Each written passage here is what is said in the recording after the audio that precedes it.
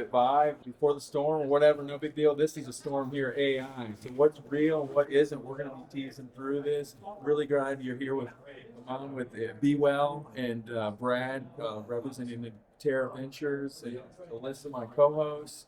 So where do we begin with this whole? I mean, AI. I think AI in healthcare, we got to make sure we're applying it to the right places. So I think if you think about where the industry is going today, two of the main use cases that are really being pursued is, can we use AI to reduce the documentation burden on clinicians? And the second one is, can we help it to diagnose diseases? So I think if you look at the reducing the documentation burden, yes, it's helpful, but the question is it really going to make a material difference to healthcare? Today, if you look at the statistics, there's studies in JAMA and other places that are saying doctors are either marginally or less efficient with AI scribes. And the reason for that is, yes, it reduces the cognitive load because reviewing something is easier than writing it from scratch. But really, it still takes a lot of your time because you still have to understand the patient record before you can know if the note is correct. And when you look at the diagnosis, really healthcare is not about diagnosing complex things a lot. The majority of healthcare is actually treatment and management of pretty standard conditions. So can we instead think about, yes, we should apply AI to those areas, but can we really think about how do we solve the problem of management and treatment of pretty standard diagnoses? That is most of healthcare. No, I was gonna say I would love to hear your thoughts on how to actually do that effectively and diving deep. So from the clinician's perspective, I agree with you that we want to make sure we're using AI to its greatest potential, right? And how we actually do that, I think matters and resonates and has some actual effect. The scribe piece is interesting, and I haven't seen the JAMA article, so I would love to look at it. But I will say, working in the ER, having medical scribes, no, I have not had the opportunity to work with AI scribes, but just working with clinical scribes has been invaluable because it allows me to focus on the patient and have a deeper conversation without either jotting down notes or sitting behind the computer or iPad and you're. So I think I love technology, but as we incorporate more technology, we run the risk of sort of, getting further removed from the patient. So I would just love for you to share a little bit more about your perspective. Yeah, and I think that is a really good point you're bringing up, right? If you think about what is it that clinicians really provide, it is that human connection, right?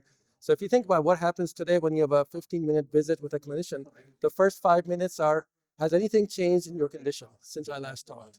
Right? Do we really need that, or can the AI summarize all that and present it to the clinicians so the clinician can really focus more on, tell me about why this is not working for you. Can I change your treatment in a way that would work for you? So really bringing back that human connection, that I think is really important because that is what I think clinicians provide that AI is really not able to provide. Yeah, it's interesting. We talk a lot about burnout, and I always try to say, the physicians that I know, I don't think anybody's burnt out from the patient care. This is what we signed up for. This is actually what we love. To me, it's the most rewarding part. We're burnt out because the system is broken or the administrative tasks pile up. And so I think there's been a lot of enthusiasm around the AI scribes, because again, it's what can we do to actually decrease some of the burnout? So I would love just your perspective there, because we're just getting emails and portals, and it's just the expectations just go up and up as we want to provide more accessibility between the clinicians. So your point is well taken that maybe it's not working. Yeah, it's how do we move some of this work onto the patients and caregivers? Because if you look at the numbers, there's 500,000 primary care doctors in the country.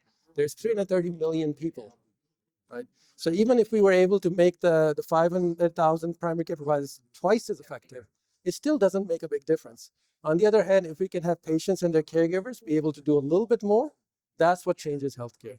So, two examples to that, I recently had a lab test done, right? And so I got the standard printout that everyone gets. I just uploaded it to AI, and it could actually tell me what are the things I should pay attention to, what are the things that I can just keep an eye on. Did I really need a doctor to do that if my labs are pretty standard, right? Or do I need, if they're not standard, to escalate that to the doctor and say, can you talk to me about these things? You're making me think, so much of what's done in the office visit is kind of the interview of where are you at, what are you experiencing. How much of that can be done beforehand? And then AI kind of, putting that all together and putting it in front of the doctor.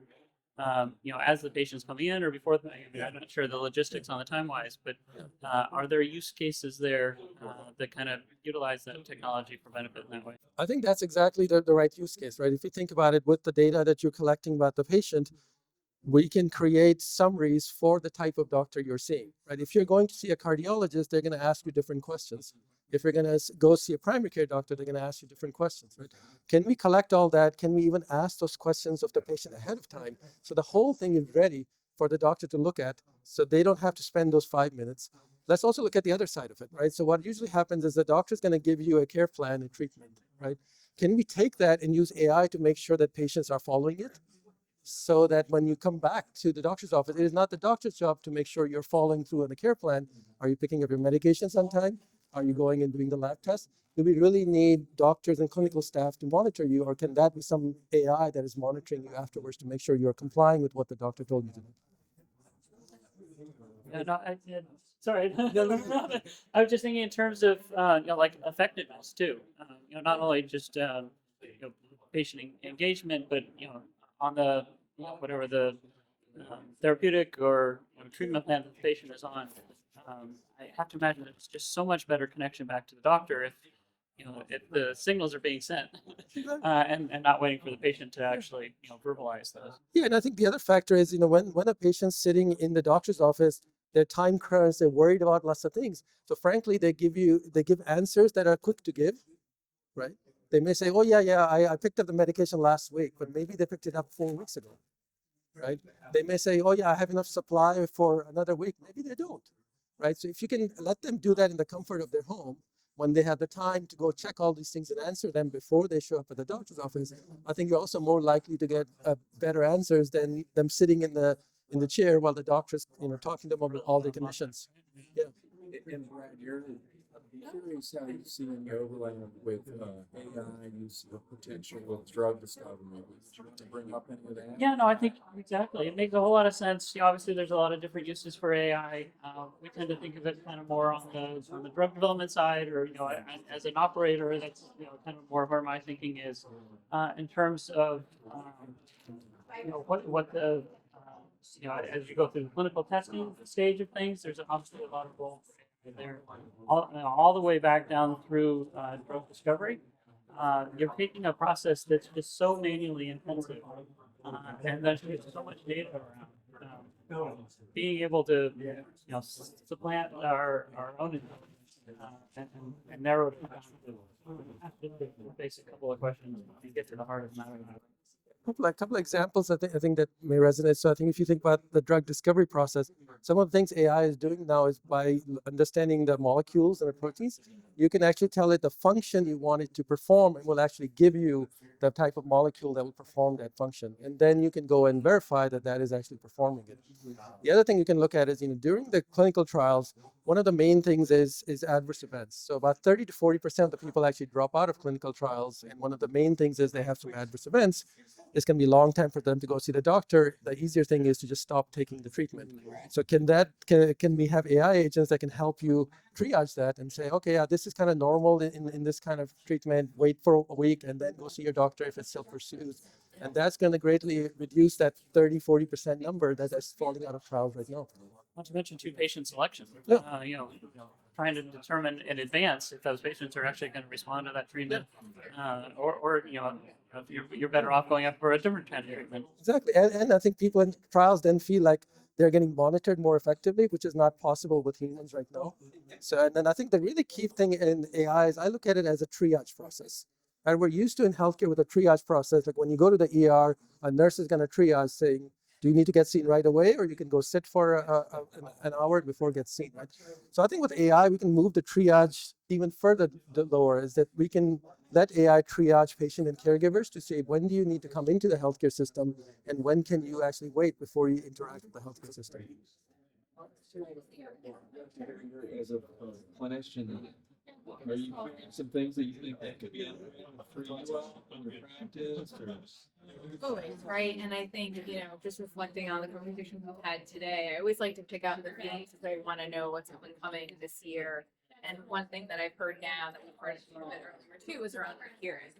right, adherence to drugs, adherence to policy, and how AI and the technology is really playing a bigger role in adherence. So I think from my perspective, I just want to see AI make a difference. And we've been talking about so much for so long. Like, how do we actually make it actionable and actually then track the outcomes? And my sense is when it comes to the AI scribes, we're going to see there is more efficiencies, or in certain situations, the physicians feel better about their relationships, or the patients feel they were getting more attention. So I do think there's going to be an upside, but I do think it really matters how we think about this. And there's so much brain power going into it that I just want to make sure that we're actually developing solutions that we can implement that will actually be effective, because we don't want to be here, oh, we did this, that, and that, and like it didn't make a difference, or 2 steps forward, 3 steps, like you don't want that, right? So I do think there's a lot that we would use. Certainly AI in the drug world is a whole, world in and of itself.